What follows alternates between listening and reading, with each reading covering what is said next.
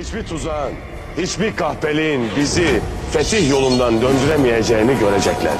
İçimizde bir tane hain kalmasa dışarıdaki 1000 tane soysuzun gücü bizi yıkmaya yetmez. Şehitlerimizin her bir damla kanı bu toprakları perçinlememize vesile olacaktır. Tuzak kurarak bizi durdurmak ister. Lakin coşkun bir sel gibi onların üzerlerine akacak. Kanla gelen, kanla giden. Şimdi sıra düşmanın kellesini almaya geldi.